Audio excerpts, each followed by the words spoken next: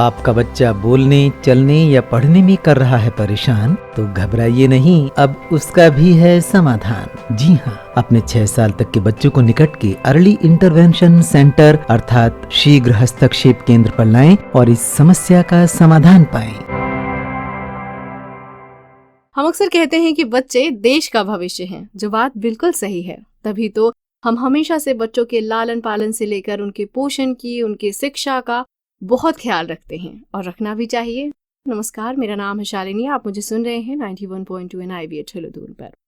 आज हम बात करेंगे cross disability early intervention centre की, यानी शीघ्र हस्तक्षेप केंद्र की, जिसकी जरूरत तब होती है उन बच्चों को जिन्हें शुरुआत में मतलब जन्म से लेकर 6 से लेकर 7 वर्ष तक की किसी तरह की मानसिक, शारीरिक या न्यूरोलॉजिकली, साइकोलॉजिकली कोई दिक्कत हो रही होती है। इसी विषय में डिटेल में हमसे बात करेंगी मिसेस पूजा, जो कि हमारे NIPVD के EIC सेंटर में एज अ स्पेशल एजुकेटर कार्यरत है। आइए सुनते हैं। नमस्कार, मेरा नाम पूजा नेगी है।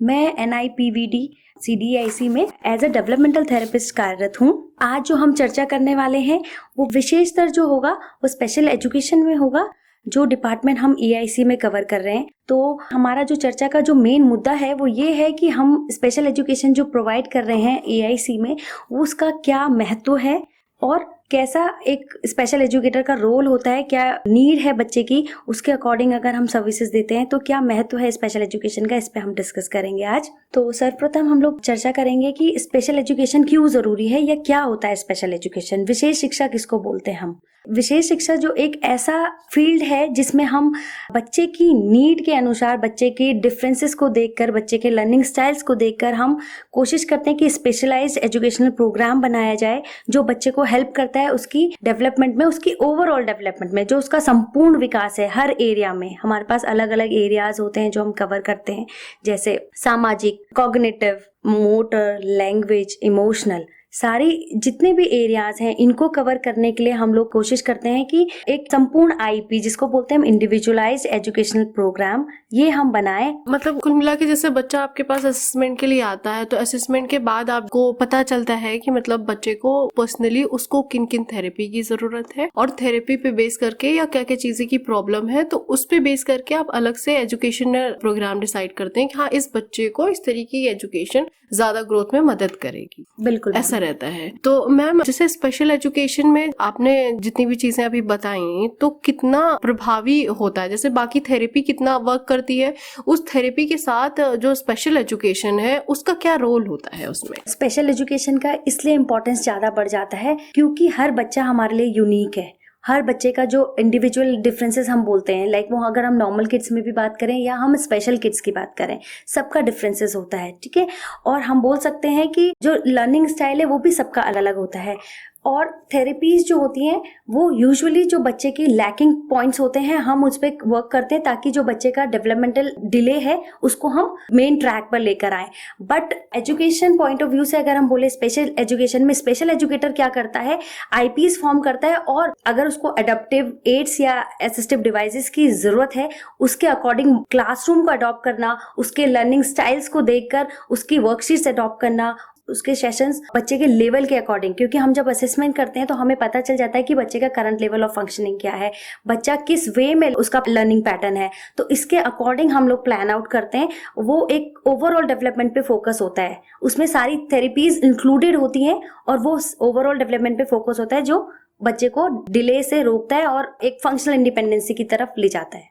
इसी तरीके से अगर हम बात करें तो स्पेशल एजुकेशन एक इम्पॉर्टेंट रोल इसलिए भी अदा करता है कि हम कोशिश करते हैं कि बच्चे को, वो हर बच्चा, चाहे वो बच्चा रिस्क पे है, क्योंकि हमने अभी बात करी कि हम EIC में हैं, EIC में हम 0 to 6 years के बच्चों को केटर करते हैं विद ऑल डिसेबिलिटी। उसमें सारी डिसेबिलिटीज, जो भी डिसेबिलिटीज हम लोगों ने RPWD एक्ट 2016 के अकॉर्डिंग पढ़ी है, उसके अकॉर्डिंग हमने सारे जितने भी बच्चे हैं जो 0 to 6 years में एट रिस्क पे होते हैं। रिस्क मतलब कि जब बच्चा हमारे पास आया, जरूरी नहीं है उसको कोई डिसेबिलिटी है, बट एक रिस्क फैक्टर है कि लाइक वो स्पीच प्रॉपर नहीं बोल रहा है, या वो जो बच्चा 2 years का है हमारे पास और उसका डेवलपमेंट 2 years के अकॉर्डिंग नहीं हो पा रहा है, तो हम कोशिश करते हैं कि उसको इतने एक्सपोजर्स या इतने स्टिमुलेशन प्रोवाइड करें कि बच्चे का जो नॉर्मल डेवलपमेंटल ट्रैक है उसको वो फॉलो कर पाए और वो हम उसको इजीली ट्रांजिशन दे पाए from EIC to normal school. मैंने सुना EIC के बारे में या स्पेशल एजुकेशन के बारे में, उससे मुझे पता चला कि मतलब जो डिसेबिलिटीज हैं दो तरीके से होती हैं। एक मेडिकल इशू में आ जाता है, दूसरा कभी कभी सोशल बिहेवियर भी अडाप्टिंग में बच्चे को प्रॉब्लम है, जैसे वो बोलने में उसको प्रॉब्लम है या समझने में थोड़ी देर में समझ पा रहा है, तो भी पेरेंट्स जो है बच्चे को EIC में एडमिट करा सकते हैं कि ले आके उसके असेसमेंट कराएं कि भैया बच्चे को ये दिक्कत आ रही है। तो उसमें भी EIC क्या मदद करता है? जैसे आपने बोला मेडिकल टर्म्स में बहुत बार ऐसा होता है कि कोई कंडीशन है जो बाय बर्थ आती हैं, जैसे आपने बोला, एक एग्जांपल दूंगी, स्पाइना बाइफिडा। तो एक फोड़ा टाइप होता है जो पीठ में हो जाता है, और इसके वजह से यूजुअली जो बच्चों को है मूवमेंट से रिलेटेड प्रॉब्लम आ जाती है। अगर उसको ऑपरेट भी करते हैं तो most of the time like हम बोल सकते हैं 90% जो होता है मूवमेंट की डिसेबिलिटी हम बोल सकते हैं प्रॉब्लम आती है बच्चे को। तो उसके लिए भी EIC हेल्प करता है उसको फर्दर इंटरवेंशन देने के लिए। उसमें लाइक हमारे पास PT है, हमारे पास OT है, हमारे पास स्पेशल एड है जो उसको एजुकेशनल पॉइंट ऑफ व्यू से हेल्प करेगा स्कूल में अडॉप्ट करने के लिए। दूसरा, जैसे आपने बोला कुछ अडॉप्ट बिहेवियर्स, और लाइक जैसे हमारे पास आते हैं, ज्यादातर जो हमारे पास क्लाइंट फ्लो है वो ASD का है, ऑटिज्म स्पेक्ट्रम डिसऑर्डर। जनरल भाषा में हम इसको ऑटिज्म ही बोलते हैं। तो ये देखा गया है कि आफ्टर कोविड बहुत फ्लो है हमारे पास, लाइक हमारे पास 90% जो केसेस हैं अभी ऑटिज्म के ही हैं। तो इनमें जो हम यूजुअली देखने को मिलता है, इनका बिहेवियर बहुत रेपिटेटिव बिहेवियर्स होते हैं, हैंड फ्लैप करते रहेंगे, ऐसे रॉक करते रहेंगे अपने आप को, सेल्फ रॉकिंग बहुत होती है, लिमिटेड वर्ड्स जो लैंग्वेज होती है। कभी कभी कुछ केसेस में ऐसा होता है कि 1 2 या 1.5 साल तक हम बोल सकते हैं, 1.5 साल तक नॉर्मल डेवलपमेंट हुआ, एकदम से जो लैंग्वेज का रिग्रेशन है वो एकदम से आया और बच्चा बैबलिंग कर रहा था, बच्चा कुछ वर्ड्स भी बोलने लगा था, बट वो एकदम से सडन ऐसा चेंज आता है कि बच्चा बिल्कुल बोलना बंद कर देता है। तो ये भी एक फीचर है ऑटिज्म का। ऑटिज्म के जो प्राइमरी सिम्टम्स हैं वो क्या है, पेरेंट्स कैसे जाने? जैसे कोविड इफेक्ट के बाद ज्यादा केसेस आए, तो वो जनरल क्या क्या सिम्टम्स हैं जिससे ये जाने कि हाँ मेरे बच्चे को ऑटिज्म की दिक्कत हो रही है, तो हमें EIC जाना चाहिए? मेन जो हम बहुत यूजुअली हम जनरल उसमें भी देख सकते हैं, क्योंकि देखिए पेरेंट्स हमेशा, अगर मम्मा की बात करें तो मम्मा अपने बेटे का हर बिहेवियर, एक छोटा बच्चा है तो उसको केयर मिलता है, तो उसको हर बिहेवियर ऑब्जर्व करती है कि लाइक मेरे बेटे ने कितने एज में फर्स्ट स्टेप रखा, कितनी एज में वो वॉक करने लगा। ऐसे ही आपको ध्यान देना है क्या आपका बच्चा एज के अकॉर्डिंग अपने साथ के बच्चों के साथ मिंगल हो रहा है, अकेला एक कोने पे अपनी दुनिया में तो नहीं है। ये मेन एक फीचर है।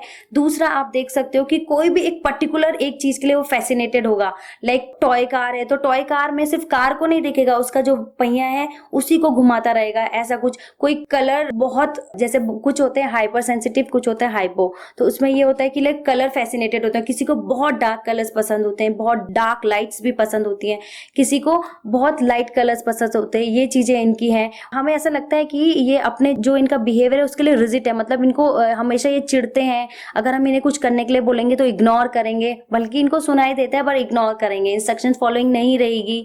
ये जनरल फीचर्स हैं जो आप घर पे भी देख सकते हैं। उसके बाद आप EIC आ सकते हैं फॉर डिटेल असेसमेंट। कितनी तरीके के ऑटिज्म होते हैं, मतलब इसमें टाइप्स है या क्या क्या चीजें और हैं जो आप हमें अलग से डिसेबिलिटी का बता सकते हैं कि इतनी तरीके के डिसेबिलिटीज होती हैं ऑटिज्म के आसपास के इर्द गिर्द, या और भी बाकी चीजें हैं तो उन्हें EIC आना चाहिए या स्पेशल एजुकेशन के लिए जाना चाहिए? हमारे पास यूजुअली जो बच्चे अभी रेगुलर आ रहे हैं वो ऑटिज्म के हैं। ऑटिज्म जैसे मैंने आपके साथ अभी डिस्कस किया, उसके साइड बाय साइड हमारे पास जो बच्चे आते हैं वो ADHD के, अटेंशन डेफिशिएंट हाइपरएक्टिव डिसऑर्डर। ये एक ऐसा डिसऑर्डर है जिसमें हम देख सकते हैं कि बच्चा नॉर्मल होता है, हमें नहीं पता चलता कि बच्चे में कुछ इश्यूज हैं। जब हमें ऐसा लगता है कि लाइक ये शैतानियां बहुत ज्यादा कर रहा है, अगर हमने उसको कोई टास्क दिया, एग्जाम्पल हमने उसको 5 मिनट के लिए कोई टास्क दिया, बट वो 5 मिनट कंसिडरेबल टाइम के लिए नहीं बैठ पाएगा एक जगह पे, तो लाइक उसका जो सिटिंग टाइम होता है बहुत लिमिटेड होता है। जगह जगह कुछ भी चीज, शैतानियां ही हम बोल सकते हैं अगर जनरल भाषा में बोले तो,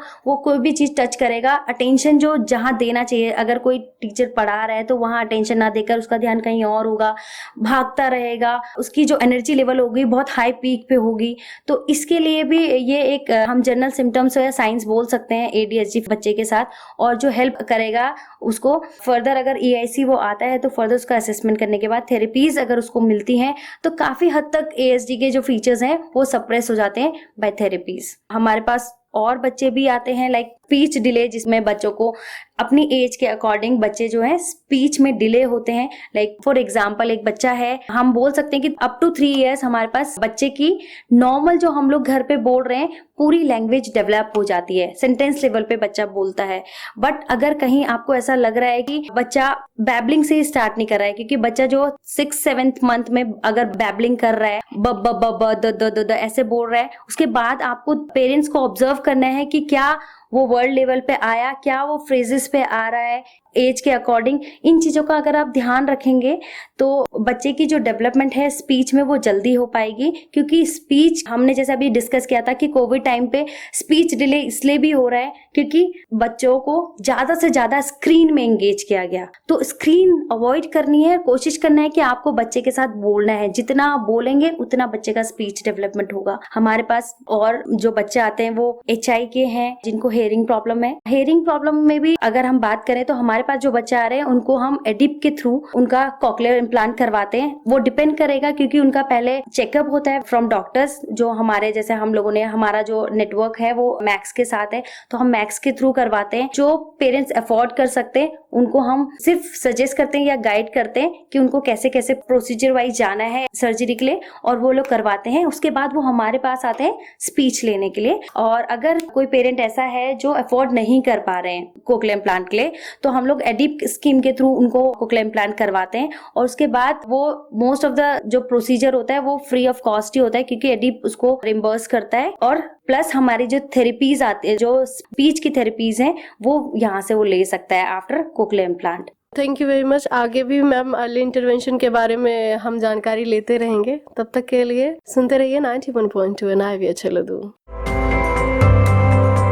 यदि आपका बच्चा बोलने, चलने या पढ़ने में कर रहा है परेशान, तो घबराइए नहीं, अब उसका भी है समाधान। जी हाँ, अपने 6 साल तक के बच्चों को निकट के अर्ली इंटरवेंशन सेंटर अर्थात शीघ्र हस्तक्षेप केंद्र पर लाएं और इस समस्या का समाधान पाएं।